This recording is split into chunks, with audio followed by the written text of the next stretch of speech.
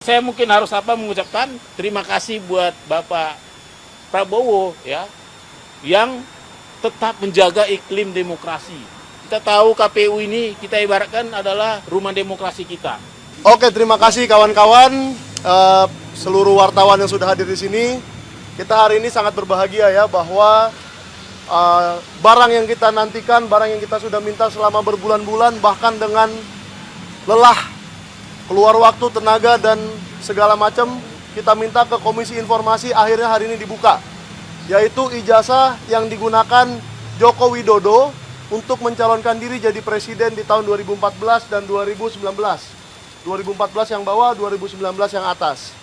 Nah, ini mengkonfirmasi temuan-temuan yang saya dapatkan dari sumber lainnya, namun ternyata ada yang salah di sini. Jadi di sini agak berbeda dari sumber-sumber yang saya dapatkan mengenai ijazah yang digunakan 2014. Tetapi itu nanti akan kita investigasi lebih lanjut dan akan kita umumkan hasilnya begitu saya temukan. Nah, untuk Pak Bonatua saya ucapkan selamat bahwa penelitiannya telah membuahkan sebuah hasil ya. Dan nanti akan dibukukan ya Pak Bonatua. Ya. Akan dibuat menjadi sebuah buku yang semoga akan menjadi penerusnya Jokowi White Paper. Ya. Silakan Pak Bonatua untuk dijelaskan apa yang akan dilakukan Baik. sudah ini. Terima kasih ya. Assalamualaikum, Shalom, Om Swastiastu, Namo Buddhaya, Salam Kebajikan. Maaf, sempat saya ngopek ini, takut slip tang. Jadi ya selamat siang pada rekan-rekan media ya, terutama ya saya mengucapkan selamat Hari Pers ya. Nah, jadi sekarang kan Hari Pers nih. Ya. Ini sekaligus membuktikan bahwa keterbukaan informasi juga dambaan dari insan pers. Bagaimana perjuangan ini adalah buktinya bahwa perslah yang menjadi corong kita ke publik menyampaikan ini. Ya. Jadi terima kasih sudah hadir ya. Saya juga mengucapkan terima kasih buat pemerhati demokrasi, juga keterbukaan informasi, dan terutama untuk masyarakat Indonesia yang selama ini mungkin mohon maaf kata ya kalau saya salah. Yang menurut saya sekarang ada tiga masyarakat Indonesia terbelah tiga ya. Pertama, orang yang percaya bahwa ijazah beliau ada dan asli, dan orang yang ragu-ragu, serta yang ketiga adalah orang yang tidak percaya. Nah, selama ini kita dijebak pada situasi sudah ranah keyakinan, bukan ranah ilmiah. Dah, dengan adanya ini ya, pada inti kita mencoba menawarkan suatu pendekatan baru, yaitu pendekatan fakta empiris. Karena saya peneliti, inilah hasil fakta empiris itu. Jadi saya harap masyarakat yang terbelah, yang tadi tiga itu, kembali ke jadi masyarakat ilmiah yang mari melihat ini semua sebagai alat sah untuk diteliti ya. Ini tentunya sama-sama kita tahu bahwa proses ini kita mulai sejak 3 Agustus yang lalu dengan proses yang panjang dari awal permintaan informasi, lalu KPU mengeluarkan keputusan 731 untuk mengatakan bahwa informasi saya ditolak karena melanggar keputusan KPU 731. Setelah itu publik marah. Setelah publik marah, DPR juga ikut marah, Komisi 2 ikut memanggil mereka. Lalu setelah itu saya juga mengirimkan keberatan, dan keberatan saya itu dijawab dengan dicabutnya keputusan 731 dan disertai dengan diserahkan juga yang 2 ini, tapi ya dengan 9 item yang disembunyikan. Ya. Nah, lantas saya tidak puas, 9 item itu harus dibuka karena ini dalam rangka demokrasi, yaitu jendela keterbukaan informasi. Akhirnya saya sidang sengketakan di Komisi Informasi Publik dan sampai 6 kali sidang ya sejak November ya. Akhirnya keputusan KIP mengatakan bahwa saya menang. Permintaan saya membuka 9 item diterima. Setelah itu KPU dikasih kesempatan untuk banding ke petun. Dan itu yang ternyata KPU cukup bijak, tidak mau menggunakan uang rakyat untuk melawan rakyat. Ya. Dengan kata lain, terima kasih KPU ya.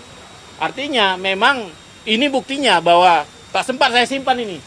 Selalu langsung saya kasih ke publik.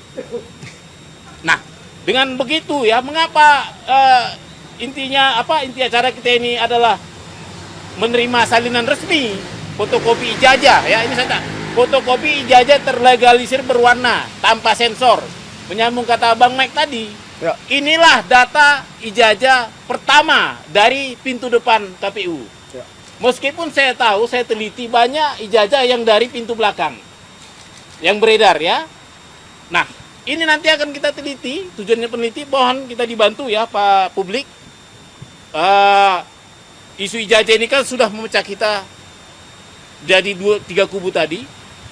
Nanti mari kita di medsos, di mana-mana kasih data yang benar. Ya. Yang pasti jangan sampai kita menjadi fitnah. Ya, jangan sampai kita terjebak perbuatan tidak menyenangkan, melanggar undang-undang. Kita ini bisa jadi peneliti dengan apa? Dengan data yang benar. Inilah data yang benar. Ini resmi dari KPU lembaga negara. Meskipun kan harus ingat bahwa ini memang benar data sekunder, tapi ini belum teruji secara klarifikasi maupun autentikasi. Artinya ini masih asumsi. Jadi mari kita meneliti dengan bijak. Artinya kalaupun nanti ini kita temukan benar atau salah, kita masih butuh yang namanya yang fisiknya, sumber fisik dari fotokopi ini. Ya. Jadi dari sini ya saya catat kita ini bisa, ini ada kelebihan dan kekurangannya dari fisik asli fotokopinya. Yang pasti yang kita minta ini kan fotokopi terlegalisir 5 tahun, 5 periode, 2005, 2010, 2012, 2014, 2019. Yang ini baru 2. Nah, yang mengikuti sepanjang zaman itu adalah legalisir ini. Ini selalu identik membawa jejak-jejak administrasi. Ya. Ya, bagaimana ini keluar ini nggak sembarangan. Ini pasti ada sebuah proses administrasi di baliknya. Itu bisa kita mintakan juga ke UGM.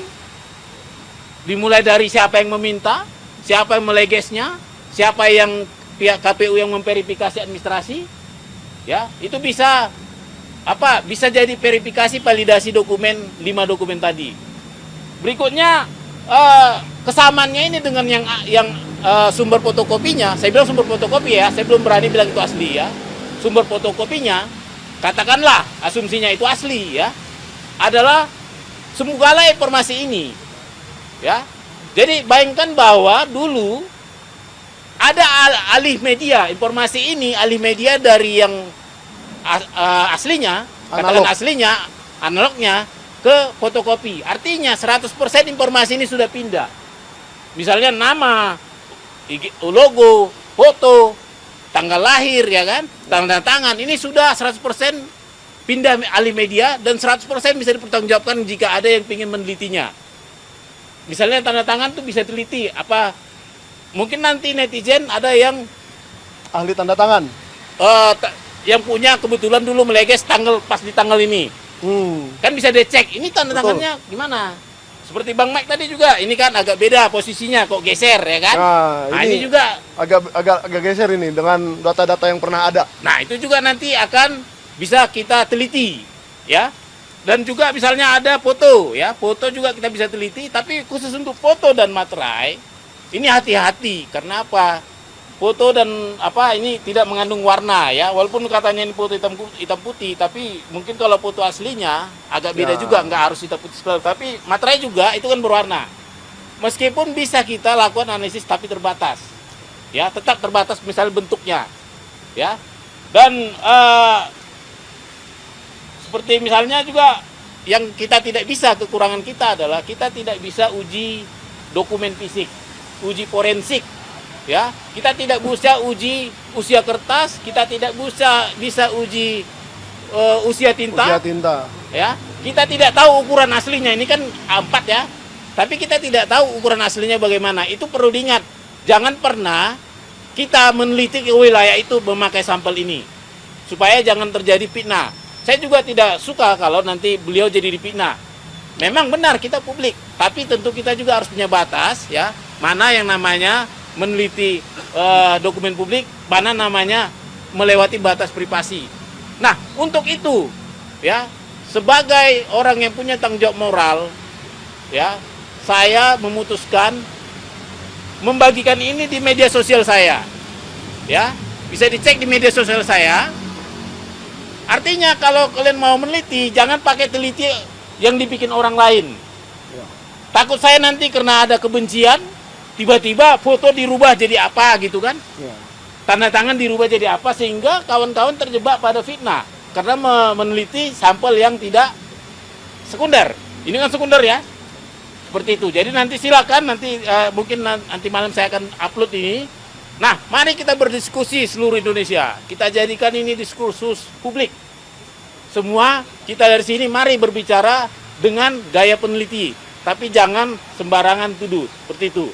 Dan yang terakhir nih saya mungkin harus mengucapkan terima kasih buat Bapak Prabowo ya yang tetap menjaga iklim demokrasi.